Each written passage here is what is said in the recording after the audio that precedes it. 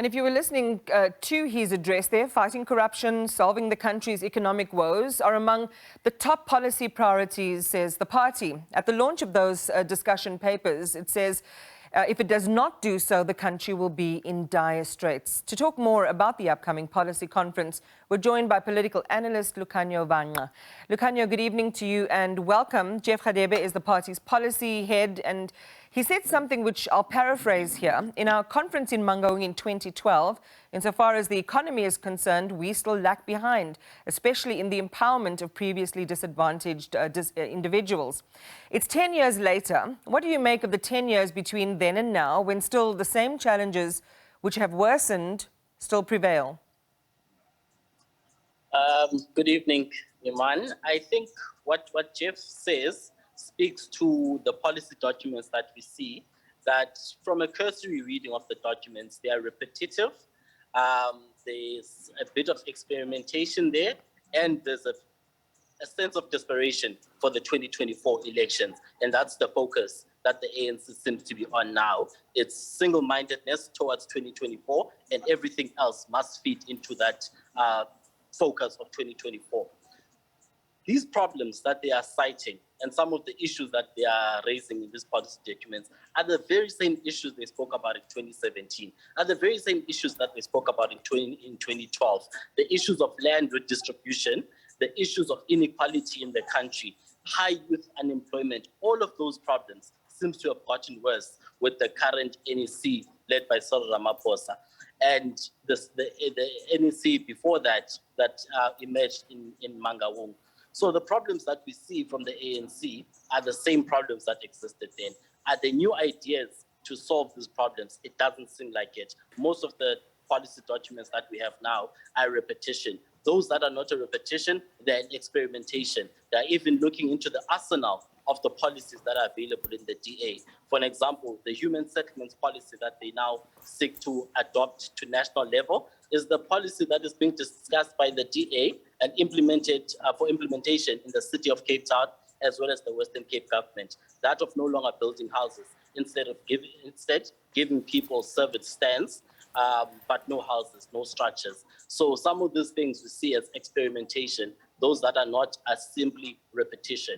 It's a sense of desperation that we get from these documents. And actually, when you talk about those service stands and you talk about that concept of how, it's billed as a new direction in which the housing policy is going to go. I mean, we saw the first signs of that already in the city of Tshwane several years ago. So it's not necessarily something new.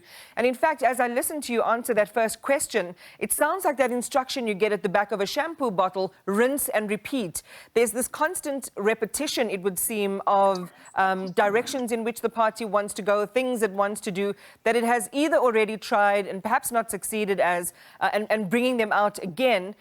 What does that tell you about how in touch the party, its policymakers, its advisors are with what is happening today and the objectives and aspirations that the ANC is hoping to reach?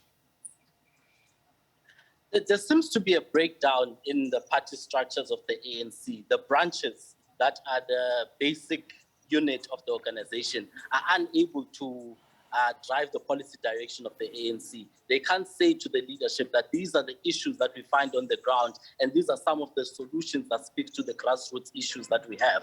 Instead, you have parachuted ideas that come from some structures outside of the ANC, whether it comes from big business, big capital, that are influencing the policy direction of the ANC. And that's why you get this disjointed approach in policy of what the ANC seeks to do and what the problem seems to be at the grassroots level.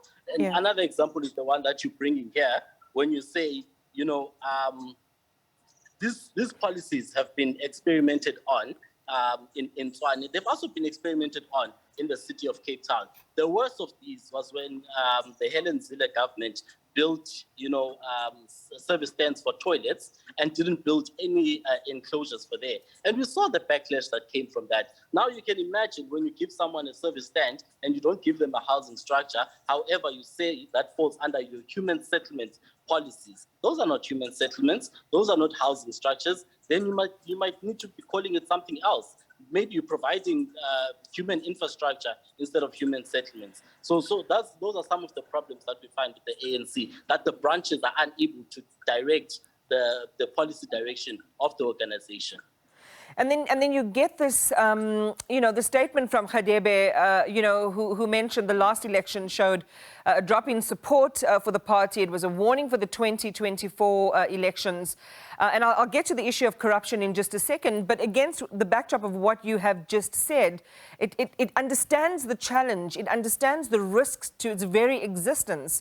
And yet is continuing to do, what that old adage says, is doing the same thing over and over and expecting a different result. That different result is not coming based on the way they're doing things right now. It's a moribund organization. It has no clear vision for itself of what the ANC is supposed to look like in 2022, 2032, 2042, up to 2052. There's no clear vision for themselves of what they want to be and what they want to become. It's now hit a cul-de-sac, like it happens with most liberation movements, on the continent. When they reach a stage of about 25 years or so, when they're in power, they become, they begin an element of decline. And that's the era in which the ANC is going towards. But now the ANC is fast-tracking its own process by the fact that they're a moribund organization. They don't have new ideas to some of the problems that they have. Maybe if the new and the younger people were to come in, they could have a different, a vision and a different direction in which to take the ANC. But harking back to 2012 is not going to solve some of those problems, because a decade later, those solutions are still not there. What else are you going to bring to the table as the ANC in terms of policy? There's nothing we see from these documents. He also said that if the governing party cannot solve South Africa's economic problems, then the country will be in dire straits. And I was wondering what the definition of dire straits would be when you have already rampant unemployment, crime and poverty. You've got, SASSA saying about 31% of South Africans rely on social grants. And additionally, you've got 10 million more beneficiaries who depend on that monthly 350 Rand special COVID relief grant. So it brings the number of South Africans who rely on social grants to about 47%. Official unemployment at a record 35.3%. Of course, the expanded definition of unemployment currently sitting in, above 45%, 46.2%. Is the ANC in denial then? Add to that, Iman, the fact that youth unemployment has touched about 77%, expanded definition. We are in dire straits already. Things could get worse with or without the ANC.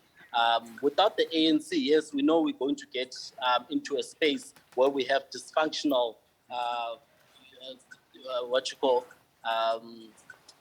co-governance situations like we have in the city of Johannesburg, in the city of Tshwane.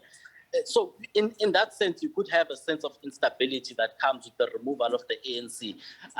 With the ANC, we are going to be stuck in a rut with an organization that has no new ideas for the problems that we face as a country. So really, the country is between a rock and a very hard place, and that's where the ANC has driven us. So, it's better the devil you know than the one that you don't. We do, I believe, need the ANC to still be in power for some time until we've figured out a way in which we can make coalition governments work in a better way than we currently do. Before that, if we get rid of the ANC now, we're going to face, much deeper problems. Okay, we'll take a breath on that, Lukhanyo. Thank you very much. A lot to think about there. And of course, we will be monitoring and covering the lead up to that July policy conference and share with you any developments that come before then.